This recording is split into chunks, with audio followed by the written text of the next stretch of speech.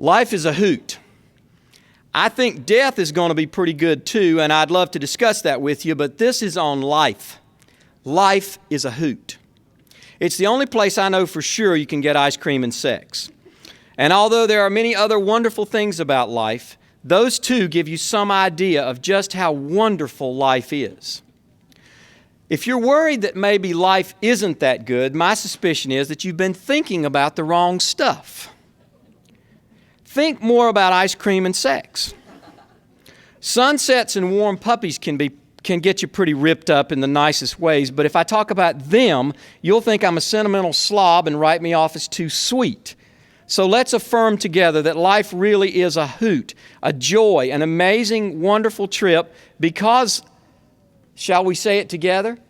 Ice cream and sex. I discovered ice cream in childhood. My brother says we were poor as kids. We could not have been poor because we always had food, clean clothes, a nice house, and we had ice cream. I think my brother is confusing being poor with being broke. There were times when we didn't have any money, and it makes me tear up to think how emotional I am about money, but I don't ever remember our not having any ice cream. Maybe our parents spent too much on ice cream, but I don't think so. Stirring ice cream is a lifetime passion of mine. Chocolate has always been my favorite flavor. In fact, I really knew that I loved my children when I realized I loved them more than chocolate ice cream. One of my favorite childhood memories is a green and black mug, green at the top and black at the bottom, and a spoon with a wooden handle. It had a stainless steel bowl, but a wooden handle was screwed into the stainless. I loved chunking chocolate ice cream or vanilla with chocolate syrup on it into that green and black mug and stirring it with that spoon with the wooden handle. It was so sensuous. The spoon made the greatest sound clunking against the side of the ceramic mug as I stirred the hard stuff into creamy goop. And did it taste good? Holy catfish. It tasted better than anything I could imagine. There may be rarer delicacies in the far reaches of the world, but if you're looking for a long-term investment, buy stock in a dairy. Sex I also discovered in childhood. At 5, my next-door neighbor explained conception to me. I called him a liar because my mother would never let my father do any such a thing. By grammar school, I had seen my first Playboy magazine, and I knew there was nothing more beautiful in all the world. By high school, I had arrived in the trenches of the sexual revolution, and although there was a lot of stupid, insensitive, ugly, nasty meanness that passed for making love, I had somehow discovered something that was as wonderful as ice cream. Being a preacher, of course, I have to say that promiscuity is dangerous, reckless, immoral, and badly imbalanced. To pleasure boys and leave girls with all the baggage, not the least of which is unwanted pregnancy. But being a human being, married and committed to a lifetime with the same lover, I have to say that God deserves quite a round of applause for creating sex. It is more fun than dancing, although just barely. It is better for you than downhill skiing, and recent studies have shown that 2 or 3 times a week can add 10 years to your life. Which brings me to my original premise. Life is a hoot. Life is a glory, but so many people seem unhappy. Life is a joy, but so many people look like they never had a friend. Maybe I'm goofy and all wrong about this, but do you have the sense that people around you are celebrating or complaining? Do people seem to be more loving or more scared? If I give you anything today, it would be the realization that life is more like ice cream and sex, really wonderful, beautiful sex, and less like whatever it is you're worried about.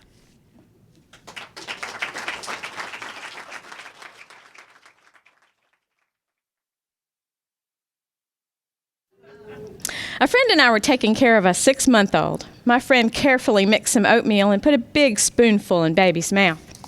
Baby immediately ejected it. Maybe it needs a little sugar, my friend said. I grinned and added a little sugar. Baby sucked off the sugar and ejected the oatmeal. My sentiments exactly, I stated. Don't you like oatmeal, my friend asked. No, I told her, I don't like oatmeal. And that doesn't mean I'm from another planet. I have a valid driver's license. I have no criminal record. I just don't like oatmeal. It is scripted somewhere in the great library in the sky that if I say I don't like oatmeal, someone in the vicinity will say, "You haven't tried my oatmeal." Get a pencil. Here are some responses you might want to consider. You haven't tried my oatmeal. I haven't driven your car, slept with your wife, or kicked your dog either. You haven't tried my oatmeal. No, and unless you have a recipe that turns oatmeal into ice cream, I'm not going to. You haven't tried my oatmeal. I'm holding out for the sushi-flavored instant. Yeah. Yes, Wilford Brimley seems like a nice enough fellow, and he likes oatmeal. Even if he does say it's the right thing to do, I'm not doing it. Strangely enough, this oatmeal thing reminds me of water skiing. Every time anyone asks about water ski, I say no, because I don't. And then someone says, well, that's because I'm not driving the boat. Actually, they say that just after they say, you don't water ski, ever so incredulously. People in the Piedmont say you don't snow ski in much the same way, but they preface it by, boy, I wish I could read. People in the Piedmont say you don't snow ski in much the same way, but they preface it by saying you live in the mountains and you don't snow ski, like it's a regional requirement. My new response will be, you live in the Piedmont and you don't grow tobacco? Anyway, several years ago, I was at a party out at Lake James. There were several boat owners there who kept trying to pressure people into water skiing. I made the mistake of saying, I don't ski, instead of no thank you. They would have been able to accept no thank you with no trouble, but the words I don't ski brought something alive in them, mainly the desire to get me in water skis. By the end of the day, I couldn't take the pressure any longer. I think I screamed that I would try it just once, and then they better all leave me alone. I don't know how they decided who would be the master of my fate, but I was soon encased in life-saving equipment, a reassuring gesture, and had skis strapped to my feet. After being dragged all over Lake James, I let go.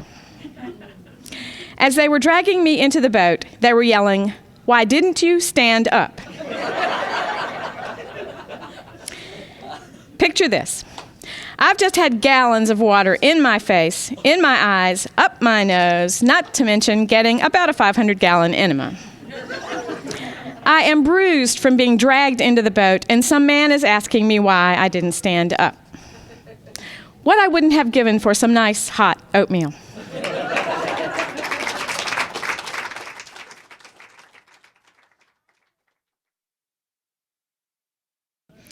I dreamed one night that fireworks had exploded and blown a big hole in the church where I grew up. Fireworks and church may not seem to you to go together, but in my family, they do. In the North Carolina branch of my mother's family, we have fireworks at every major celebration. The 4th of July, of course, New Year's, Thanksgiving, Christmas, birthdays, the first and last days of school, and weddings, especially weddings. This is in all other ways a dignified and conservative family, filled with doctors, ministers, teachers, lawyers, and missionaries. It was my missionary grandfather, in fact, who brought the custom back from India, where fireworks enliven the best festivities. Several of the dignified pillars of the family disapprove of fireworks at weddings, so we have to sneak to set them off. Fireworks aren't the only mischief in the family, but they are the central mischief. I just got back from a family wedding. On the way into the church, I heard one of my cousins talking to his 2-year-old nephew. "Darling," he said, "there's going to be a beautiful lady in that church carrying some flowers.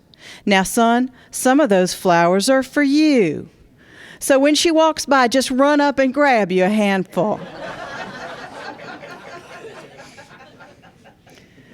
As the service began, one cousin slipped outside. No one noticed. We practice not noticing. It's part of the protocol.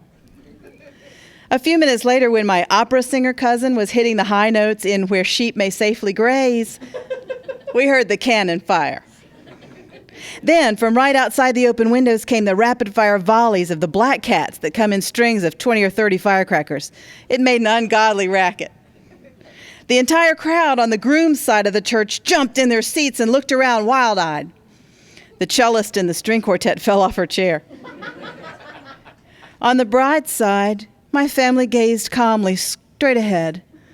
squinting a little against the acrid smoke that drifted through the windows into the sanctuary. No one giggled. That is against the code. No one even smiled. At one wedding we had, the minister was told by the mother of the bride about the tradition of fireworks. She did not want any fireworks at this wedding. Like we say here in the South, that minister had a fit and fell in it. He instructed the wedding party at the rehearsal on the sacredness of the occasion, a sacredness that was not to be sullied by fun or high spirits. To drive his point home, he told the Old Testament story about two people who touched the Ark of the Covenant without permission. They were struck dead for sullying a sacred thing. The wedding party stared at their shoes. This wasn't covered in the protocol. At that wedding, guards were hired and posted along the outside of the church building. One string of black cats did get lit, but we only heard 3 pops. Those strings are hard to stop once they get started. I'm imagining one of the guards threw himself bodily on it. There was a brief incident at the reception where an uncle set off his cannon and his sister, the mother of the bride, called the police. They came and investigated. There was a lot of talking into police radios, but in Kings Mountain, North Carolina, the police just don't arrest orthopedic surgeons in the middle of the day, even if they have shot off a fireworks cannon in a residential area. My dream was telling me a truth. The fireworks do blow a hole in that childhood church of mine. Each explosion lets in a little fresh air. They supply a welcome balance to the self-sacrifice and stern structure that is so much a part of that religious tradition. I left that church long ago for a freer and more liberal one, but I honor joy and celebration in any religion. I'm glad to have been taught that the sacred and the silly walk well hand in hand.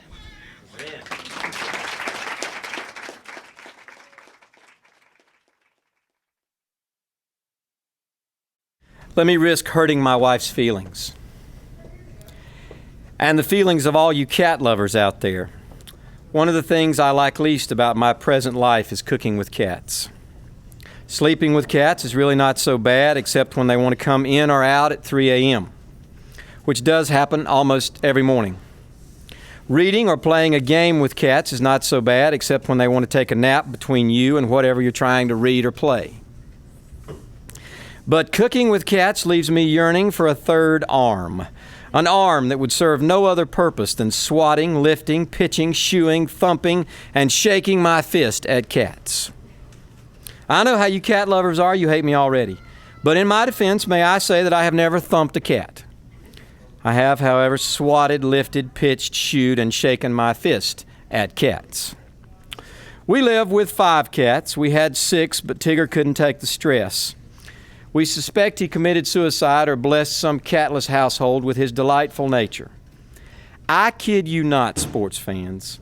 He was the least obnoxious of the 6. Number 5 on the least obnoxious list is Frosty, whom I expect to die any day. Cats are like people. The meaner they are, the longer they live. Number 4 is Jessica, a queen, usually silent and cooperative. Among my 3 worst cats is Grandma Kitty, so named because not only has she given birth, but her issue have given birth. Yes, Humane Society zealots, all our females are now fixed, and only the male remains to have his attitude surgically adjusted. Never has there been a male more deserving of castration. This boy has a hidden private stock of testosterone, and he mainlines the stuff when nobody's looking. His name is Alexander, and there's no need to add the Great to his moniker. He knows he's great, and he'll whip you to prove it. Finally, there is Grandma Kitty's daughter, Tobias. When we named her, we didn't know that her name means God with us, but now we do. That's such a lovely sentiment.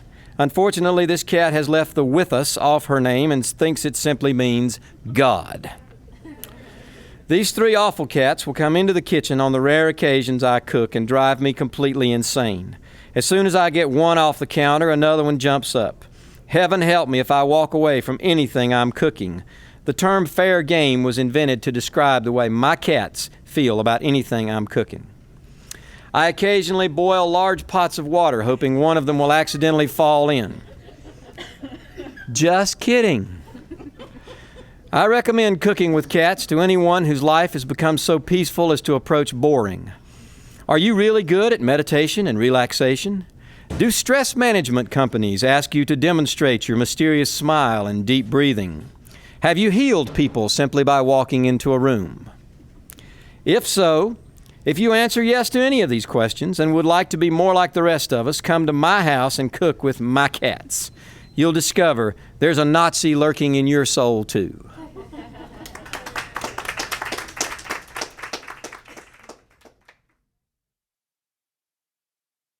I've been picking up crabapples. I'm about to be part of some magic. I have raked and picked and discarded crabapples for 2 straight days. The weather is cool. The wind from the far rim of the hurricane clears the air, giving me an energy that only autumn provides. I sit on a piece of cardboard and pick through the marble-sized apples.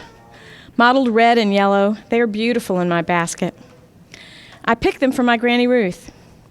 She's not my granny, but she is the closest thing to a maternal figure I have in my life. She is a grandmother to my children. She is much more than that to me. I think she doesn't know how much I love her. I'm picking the crabapples for her. I think I'm not so good at love. I don't seem to show it the way people around me expect. I keep so many people in my heart. They're constantly in my thoughts, but the days seem so short and pass so quickly. It can be months, even years, before I make contact. Granny Ruth gets me in spurts. I will spend hours with her bringing in loads of crabapples, catching up. I think about this as I choose the best apples from the ground. I also think about my connections to my family of origin. I'm tired of being a disappointment to them. I think about Granny Ruth. I may disappoint her at times, but it never seems to interfere with her love for me. She fusses, and it's like being hugged. We are worlds apart, but we find places to be together. Sometimes my hurts remind her of her own. She's had many hurts in her nearly 80 years. We sit quietly, neither of us wanting to cry. Then she will tell me some tale of Uncle Jay, and we will laugh again. I will tell her some story of Scooter, and she will throw back her head and laugh from her heart. I sort out the best crabapples, knowing she'll sort them again. She'll stand at her kitchen sink, washing and sorting. She'll chat and sort and chuckle. Now, Kimberly, she will chide me for bringing her rotten apples. She will tease me about tracking dirt into her house or not washing the dishes I've dirtied while there. Things happen in that kitchen, making and mending. I think she must know more about magic and healing than anyone I know. I can hear her say, "Now, Kimberly." I'm not the only one who calls her Granny Ruth. Though she lives alone in her house, it's rarely empty. Her family is a varied collection of souls who have wandered through her kitchen and have not been able to stay away. A glass of tea, a piece of pie, the laugh that comes from her heart. These are the offerings of her kitchen, and we line up to dine. I am bringing crabapples. They are tiny and sour. Granny Ruth will make them into treats that will be ours for the asking. She will hand out the jars of jelly and tell tales of how that Kim Taylor brought these to me. And for a little while, I will be part of the magic.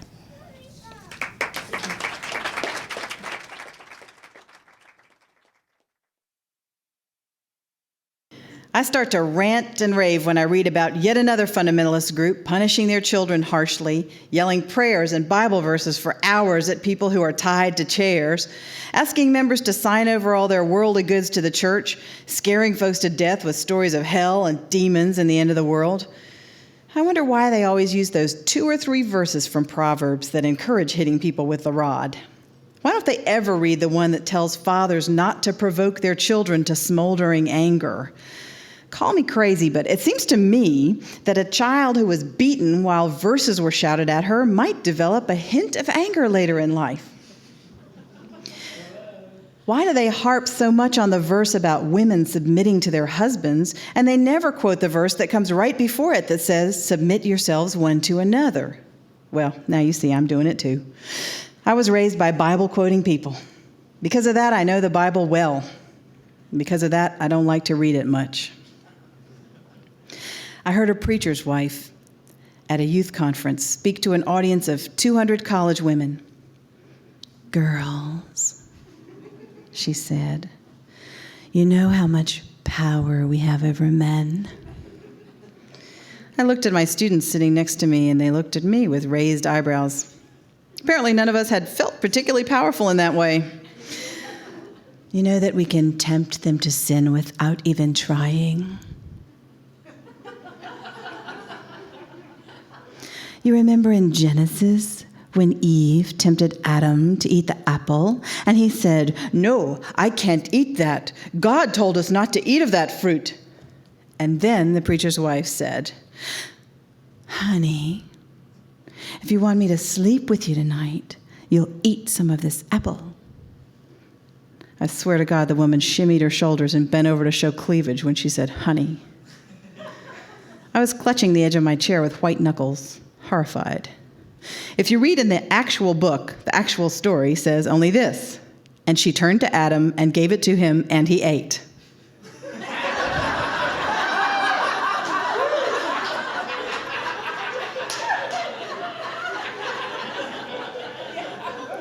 Where are the womanly wiles? Where is Eve the temptress? I'm furious that so much of what women have had to deal with in this world comes from that stupid misinterpretation of one story. Later on, Paul the Apostle says that man is superior to woman because he was made first and she was made second. I'm a logical person. And it seems to me that logically, if you're going to read the story for who is superior to whom, you would see that it was the plants that were made first. And the stars and the planets, and then the birds and the fish and the animals, and then last Adam, and then Eve. If the ones made first are the ones who should be in charge, then we should all be taking orders from the ficus tree by the front window or submitting to the goldfish in the kids' room.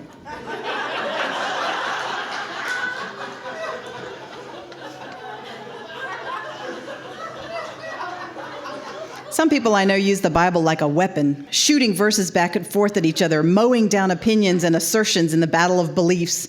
And don't even get me started on the folks who use the book of Revelation to fuel their madness, obsessing for endless years about who Gog and Magog are and who the Antichrist is and when the end is going to come. Now, no one rants and raves from the kindest and most liberal part of herself, and I am no exception. When I get particularly discouraged, I'm likely to think along these lines. Because over-rigid and undereducated interpretations of the Bible affect the lives of so many, especially women and children, by encouraging violence and oppression, I propose we have some sort of safeguards concerning who can own and use a Bible. We have some gun control now, and my Bible control bill borrows heavily from that legislation. I'm thinking of a 3-day waiting period before you can purchase a Bible, so the store can run background checks to make sure you have no prior convictions of child abuse. In that way, we reduce the odds against people thumping on a Bible while they thump on a child. You should have to sign a paper like you do when you get married, where you swear that you're not insane, because insanity and the book of Revelation are a bad combination. Most of all, in order to purchase a Bible, you must have started at least 3 sentences in the past year with the words, "I could be wrong." I'll give all of this some more thought. I'd welcome suggestions. And you know, I'm ranting and raving now, so I could be wrong.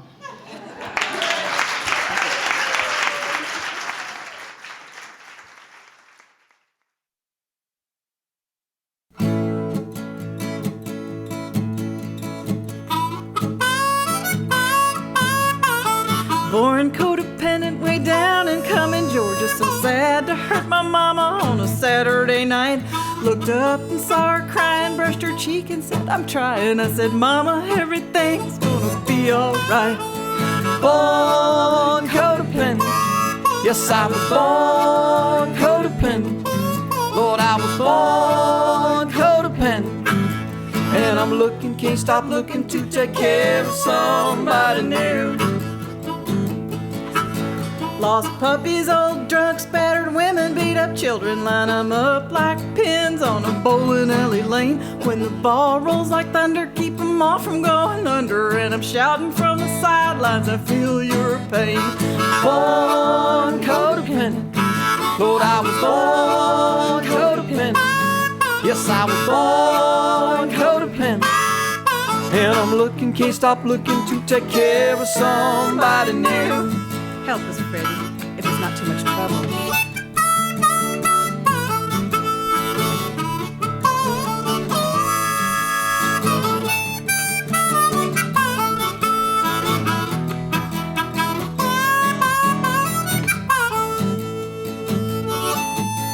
If you're sighing, if you're crying, you got all my attention. If you're sunk in misery, I'm right by your side. If you're mad or sad or bad, I know I did it to you. Somehow I can fix it up, I know. Let me give it a try. Born codependent. Yes, I was born codependent. I'm born codependent. And I'm looking, can't stop looking to take care of somebody new. Do you think that was okay?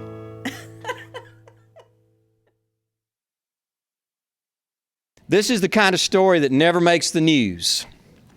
He knew it would take about 10 or 15 minutes of his already overscheduled day. He knew he wouldn't get much of a kiss because she routinely pushes herself to the very last second and then flies out the door, sloshing coffee and shooing dogs, as she jumps off the edge of her morning toward work. Still, it would be worth it. The day held a very unappealing schedule, writing a paper and finishing a notebook for a class. He would end up mowing the grass and cutting himself shaving, but at that split second, as he hovered outside their door, dreaming of that one brush of his lips against her cheek, his day held little hope of anything out of the ordinary. In fact, kissing her cheek, lips are off limits after color has been applied, is nothing out of the ordinary. He does it as often as he possibly can, passing through a room she graces with her glory, snuggling in front of the television, at traffic lights. At almost every opportunity, he puckers and leans in like a puppy or a politician, mythically bussing his baby while torrents of tenderness rush into his heart. This morning, he just wants one more kiss. She exits the house like one leaving a fire. He knows each move must be timed perfectly. As he strolls toward her frantic figure, she shouts, "Goodbye, I love you, have a good day." He knows she thinks that's it. A kiss is not on her agenda. The door of her minivan hangs open by the time he reaches her. Stacks of books, a purse, the sloshing coffee cup are all finding perches inside the van. As she turns to take her seat, he is standing there, the hunter, the heat-seeking missile of kisses. "Ooh, you scared me," she says. He doesn't speak, but leans in and brushes his lips across her cheek. 3, 5, then 7 seconds elapse, islands of time on the horizon of an otherwise unkissable day. "Baby, I gotta go," she protests. "I'm late and they're gonna fire me if I keep this up." He's out of the van and she throws gravel as she speeds away. He thinks to himself, "They won't fire you. You are the most wonderful creature ever to push grass against earth with the weight of your foot." Sometimes she asks, "We've been married 2 years and we still like each other?" Like, he thinks. If this is like, then rain is the ocean and every rock a mountain range. Oh, baby, I do still like you and expect I always will.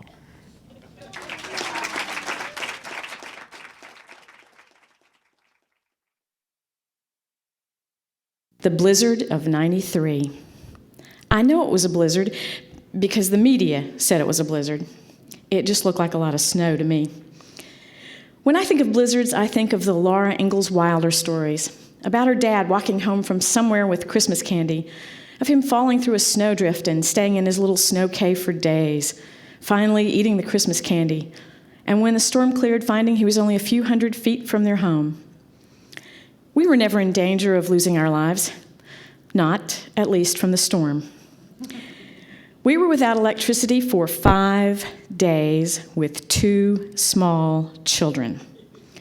We had plenty of food. We had a well to draw water from. We had a wood heater and enough wood. We had a gas cook stove and enough gas. And 2 small children. Maybe if the children had been older, we could have experienced the blizzard as an adventure. But there was no nightlight and no VCR. Unfortunately, day 1 was evidence of what the next 4 days would be like, except that our patience was still intact for the first 24. This is what it was like. The snow and wind are coming from everywhere. The 2-year-old Scooter is standing at the window screaming to go outside. We dress the children in everything they own. Scooter takes 1 step out the door and falls flat on her face. She rolls over and screams that she wants to go inside. We try to convince her to stay out just a little longer, but the snow is already deeper than her legs are long, so with every attempted step, she plunges head first into the snow. She's extremely unhappy. The 4-year-old Ms. McGillicuddy gets snow inside her gloves. She takes off her gloves. Her hands get cold. She wants her gloves back on. I have to take off my gloves to help her put her gloves back on. She gets snow inside her gloves. She takes her gloves off. Well, you get the picture. I lost count of how many changes of clothes, gloves, and socks we went through. But the blizzard of '93 was educational. For example, we learned that a 5-gallon bucket of snow will melt down to about a half a pint of water. We learned that snow will melt faster in the refrigerator than it will in a pot sitting next to a heater. We learned that no matter how long the power is out, we will still try to switch on lights, turn on heaters, and run the microwave. We learned that children who are inside want to be outside, and after you spend 20 minutes dressing them to go outside, within 2 minutes they will want to come back inside, or they will have to pee. And we learned that 5 days without electricity is about 4.5 days too long.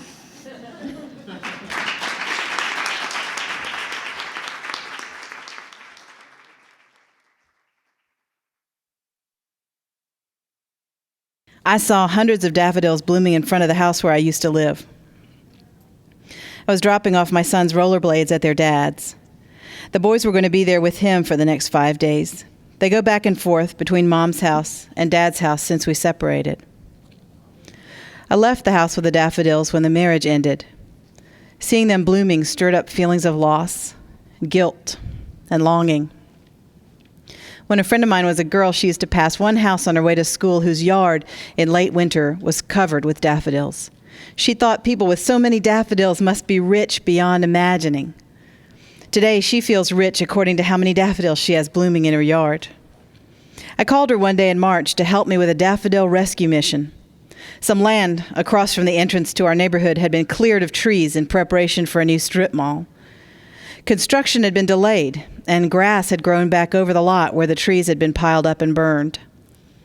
Along one edge of the clearing was a mass of jonquils, narcissus, and daffodils in shades of yellow, butter, lemon, saffron, and gold. Bulldozers don't concern themselves with beauty. I knew once construction started, the bulbs would be torn up and thrown away. I decided they had to be rescued. I called the development company to find out who to ask for the bulbs.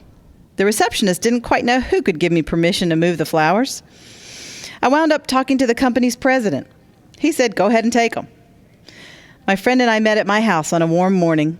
My wheelbarrow made a racket rolling up the street to the place where the daffodils were blooming, the place where the strip mall was going to be. We dug hundreds of bulbs, 3 wheelbarrow loads.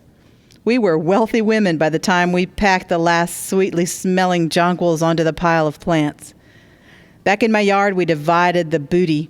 I picked a spot and planted all the bulbs the next afternoon. Some of them are doing fine. There's one group, though, that isn't doing well. They never have done well since I transplanted them. I think they liked where they used to be. Maybe they don't understand why they had to move. It's hard to explain a strip mall to a daffodil. I knew if they stayed where they were, they'd never have bloomed again. People say bloom where you're planted, but things happen. Circumstances change. Development is not always controllable. Sometimes you have to move to bloom. It's hard to explain divorce to a child. They're doing okay, moving back and forth between Dad's house and mine, but it's a big change for them.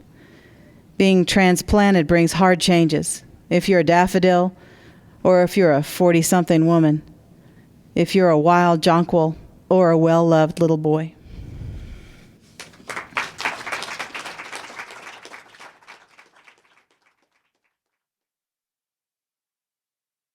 My friend Lynn had her house broken into a while back. Unfortunately, she was at home at the time.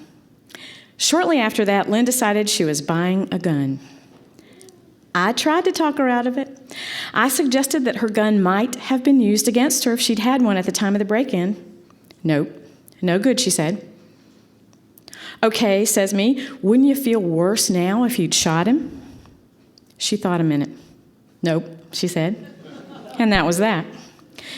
Lynn took a firearms safety course, got her concealed weapons permit, and purchased a big old handgun. She called me and invited me to go shopping with her. We were shopping for just the right pistol-toting handbag. The clerk in the department store asked if she could help us. Yes, Lynn said. I'm looking for a purse that will hold a .38 pistol about yay big. Lynn held up her hands to indicate the size of the gun. After clearing her throat and batting her eyelids several times, the startled clerk said just to call if we needed her. Lynn shrugged and continued her search. Finally, she found one that looked to be about the right size and style for pistol toting, but upon inspection of the price tag, Lynn announced that she had no intention of paying more for the purse than the pistol. With that, we left the store. Then Lynn developed a new plan. She would buy yet another gun. This would be her portable protection. It would need to be lightweight with just enough bang for the buck. I suggested a Derringer.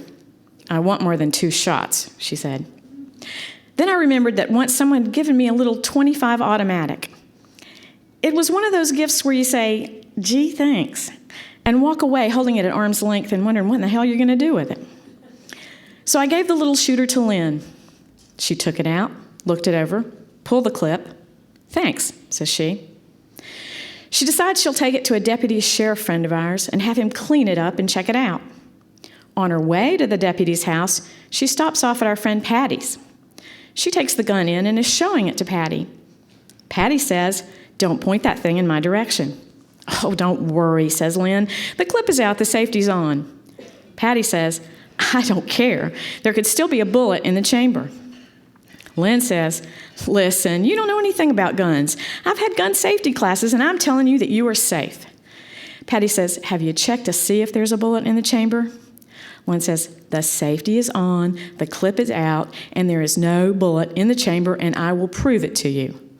Lynn flicks off the safety and promptly shoots a chair. I get a phone call from Lynn. I shot my first Nauga, she says. "What?" I ask. And she tells me the whole story. Then I say, "Well, it ought to be easy enough to stuff, but it's going to be a bitch to mount." And she says, "Well, I'm expecting you to mount it." So I call Patty. "Patty," I say, "Lynn would like me to come by and pick up that chair she killed." After much laughing, we were about to say our goodbyes. Patty said, "You know, my greatest fear is that Auntie Oakley is going to come back and try to wipe out this whole herd of Naugas.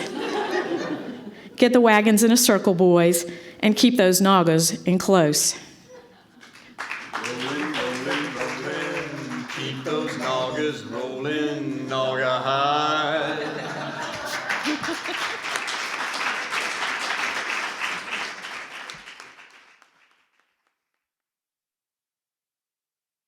For 3 years, more than 1,000 days, I thought I worked in an office without a window. Okay, so maybe I didn't really think that much about it either way. I have always loved the beauty of the great outdoors, despite a childhood of not much camping and hiking, except for my grandparents' farm. I walked my grandparents' farm with my brother and cousins for hours and hours. Childhood memories show me having no idea how good I had it, or that anybody else had it any better or worse. I walked among the weeds and woods and creek banks and pond shore with a total lack of self-consciousness, not even knowing that I had a self, much less whether I was doing well or poorly. I had a similar experience of working where I thought I had no window. I didn't really think about it. I never really noticed that the blinds were closed between me and the office in front of me. One day, my co-bubba, Meg Barnhouse, came to work at the Piedmont Group, where she and I sell our oil mat service to industry and car garages and repair shops and machine shops in 5 states. We talk all day on the phone, and every once in a while we drive out to see customers, and then we talk all day on the phone again. Because we love each other, I opened the blinds between her office and mine, and she opened the blinds between my office and hers. And she opened the blinds to the outside world. It is a small view, about 2 feet wide and 6 feet high. But through that opening, I can see the parking lot of NWS Technologies across the street. Part of their facade, a patch of grass in their yard, a patch of sky over their building, a pine, 2 hardwoods, and a Bradford pear. No partridge in that pear tree. But who needs a partridge in the spring of the year when a tall and glorious pear tree explodes into white and stays that way for a couple of weeks? I missed it in 96, 97, and 98. But in 1999, I saw it and enjoyed it and was mighty glad for it. Meg Barnhouse is the difference. You probably get as sick of hearing me talk about how wonderful she is as she gets sick of hearing me praise other people. But Meg Barnhouse is a unique piece of work. Forged in the furnaces of the Presbyterian Church, she has shed that suit of armor for the freer, more tolerant Unitarian Universalist. That was a pause for applause break. Raised on the black and white of moral imperatives, she has discovered a rainbow of human behaviors that offer not only more color but more spice, various melodies, and a cornucopia of love. My favorite nickname for her at the moment is Rainmaker, because her demeanor is of one with enormous mystical powers. Powers to walk through walls and levitate furniture, to heal the sick and confound the haughty. You doubt me, I know, because many of you have lost your belief in the mystical and even the powerful. When you think of power, you think of bombs and bills you have to pay for electricity. But I tell you, there is power in the blood of the likes of Meg Barnhouse. She is tribal kin to a universe of star hangers and baby cradlers. I'd match her lightning against anybody's and bet money on it. You know one reason I'm so sure. As I sit here writing, the last blooms of the Bradford pear across the street are fading, and for 3 years, I didn't even know it was there.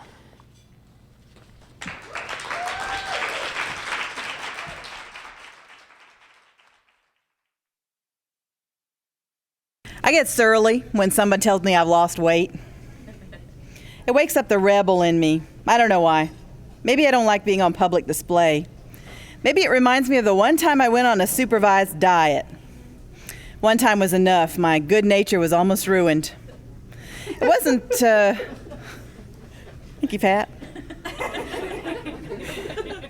It wasn't the salad and chicken breasts I lived on for 2 months. It was the diet supervisor and the idea of being good. For the 3 of you out there who've never dieted, being good means eating the things you're allowed and not eating the things you aren't allowed. The diet supervisor would weigh me 3 times a week in her office, tell me how much I had lost, or not, and give me little herb pills that were supposed to help me eat right, take my money. If I hadn't lost, she'd say, "Were you bad?" "No, I am good," I would answer through clenched teeth. I just didn't eat the food I was supposed to eat. I know she got tired of hearing about my inherent goodness, but she kept asking the question. Maybe she decided never again to deal with dieting theologians or therapists, since they can't answer a simple question like, "Were you bad?" with a yes or no answer. Once I asked her about the counseling that was advertised by the program. Their brochure said you could get counseling, and I needed some. I needed a lot, since I had been eating salad and chicken breasts for a month. "What do you mean, where's the counseling?" she said. She was grieved. "I tell you how much you've lost, and I asked how you're doing. There's the counseling." After weighing and paying, when I was headed out the door, she'd call out to me, "Be good!" How can you respond to that? It made me feel like riding with the Hells Angels. It made me feel like piercing my nose and getting a tattoo of a large Neolithic goddess. Instead, I would snarl, "I am good." And then I would get in my car and peel out of the parking lot. I know some people don't have such a powerful rebel streak that when someone says, "Be good," they have to moon the courthouse. I do. A couple of years ago, there was an ad before a movie in which a young actress sat on a stool in a bare room, spotlit, and told the camera that crack cocaine was so deadly, compelling, and addictive that no one could try it without getting hooked. And once hooked, you would die.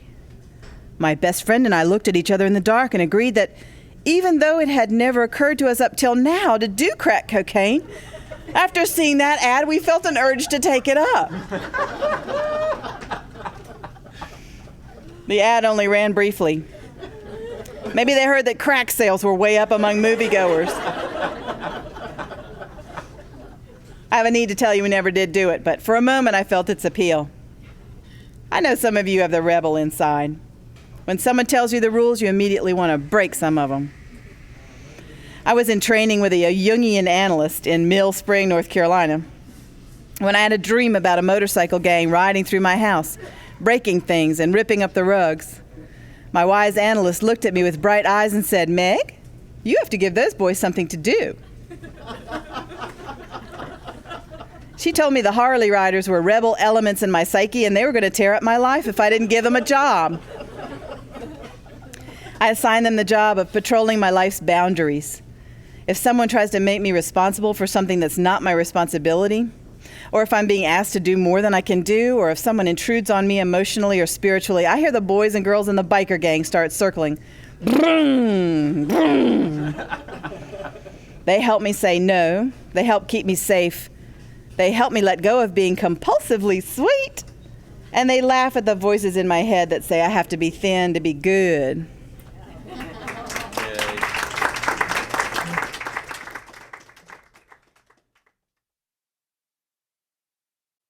This is called Scooter's Heart.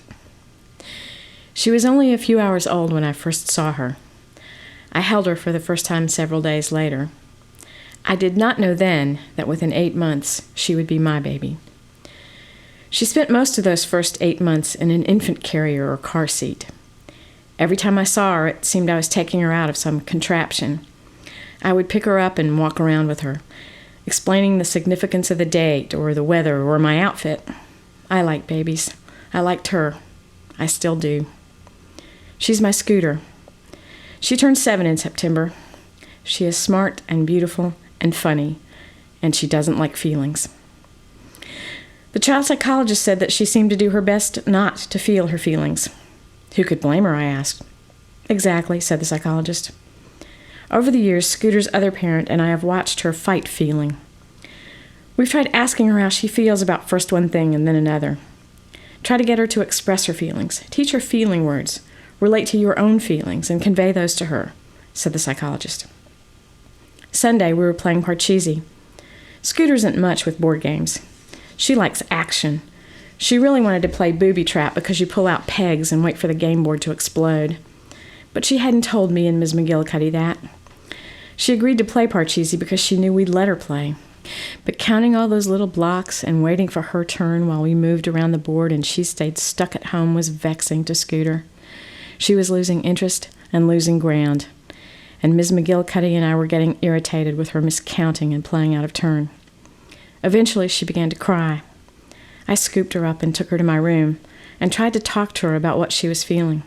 She squeaked at me that she did not want to talk about her feelings. She didn't like to talk about feelings. But I wouldn't let that go. I kept pushing. Soon we were both frustrated and angry. About 15 minutes later, I met her on the porch. I told her that as hard as it is to talk about feelings, it is still very important. Feelings never go away, I told her. They just stay inside you and sooner or later make you sick. I don't know how to talk about my feelings, she began to cry again. It isn't so easy. But let me show you something to start with, something you can practice. Okay, she said as she began to calm down. Fold both of your hands over your heart, I told her. She squinted her eyes at me, but did what I said. Now say, Scooter, I love you. She tilted her head. How can I love myself, she asked me. You are the most important person you can love. I told her about holding her in my arms when she was a very tiny baby. I would hold her up against my chest and picture my heart opening and pouring all the love I had into her tiny heart. I began to cry as I remembered the ache I felt for her then. She folded her hands across her chest and said, Scooter, I love you. Then she put her arms around my neck. Later that night, as I tucked her into bed, I whispered a reminder to her to practice.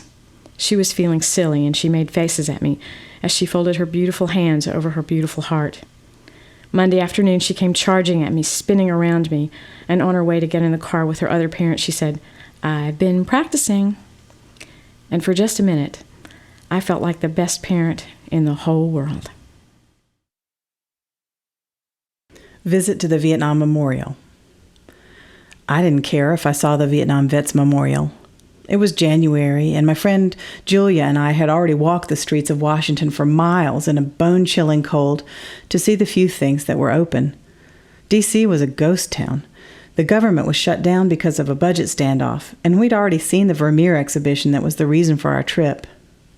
The Vietnam Memorial was something they couldn't really close, and we hadn't seen it yet. Julia wanted to go, so I went along. We took the subway to the stop nearest the memorial, but there was still a distance to walk.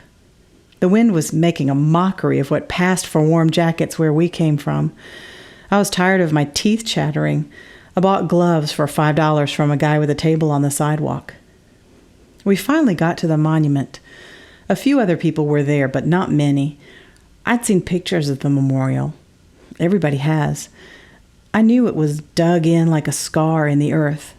A wedge of black marble panels with rows of names carved into them of soldiers who died in that war. The pictures did not prepare me for the power of the place.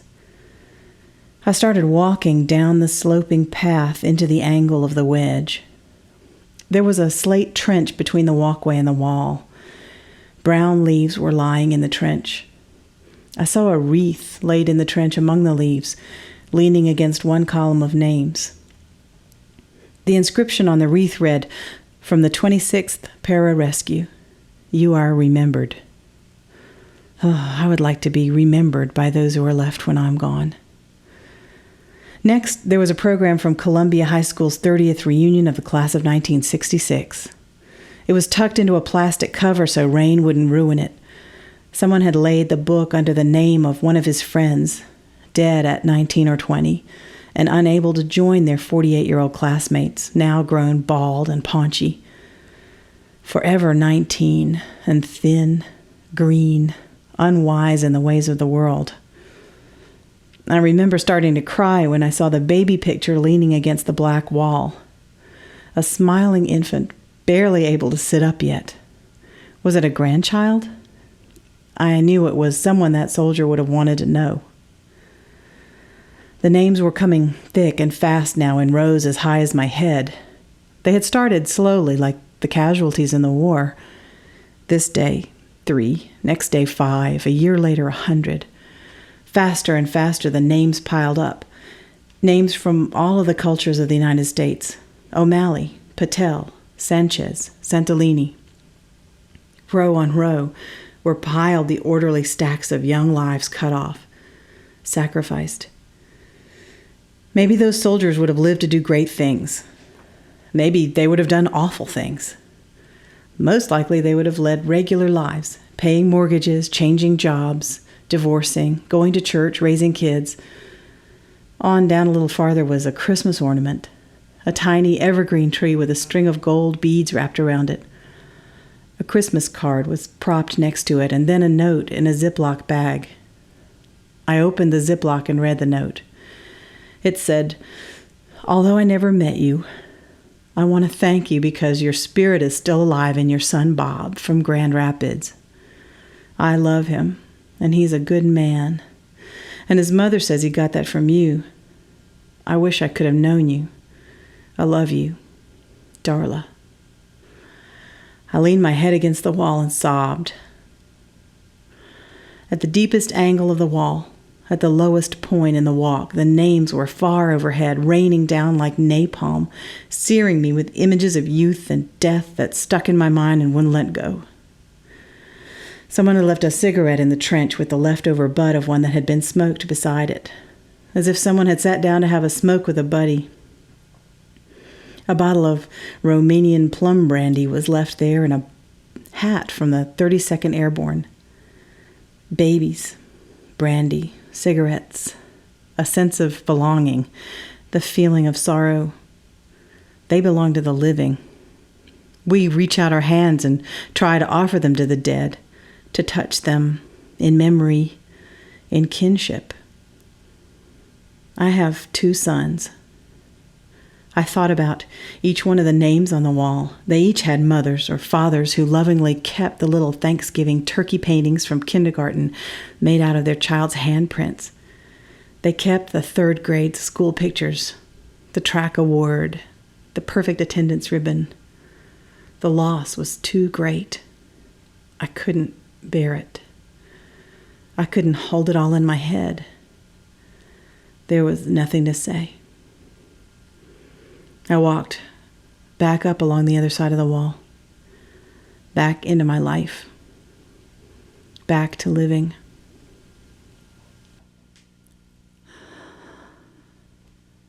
I know this rose will open. I know my fear will burn away. I know my soul will unfurl its wings.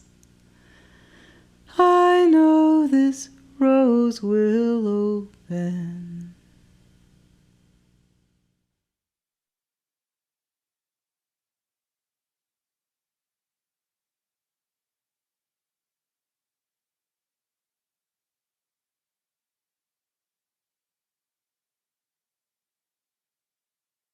Did you ever want to give your life to Jesus? Did Krishna ever grab you where you are? Did Buddha ever tap that little laptop in your lap and ask you to the time and space bar? If not, you don't know what you're missing. The Spirit is out dancing in the wind. Light a candle, say a prayer, put some flowers in your hair. It's holly holy dreaming time again. Boom, boom, boom, boom, boom, boom, boom, boom, boom, boom.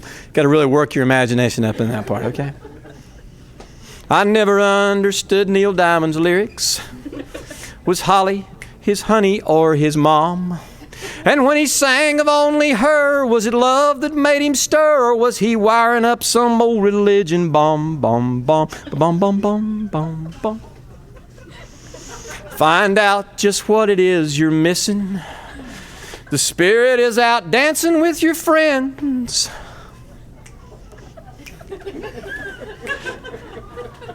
Light a candle, say a prayer, loosen up your underwear.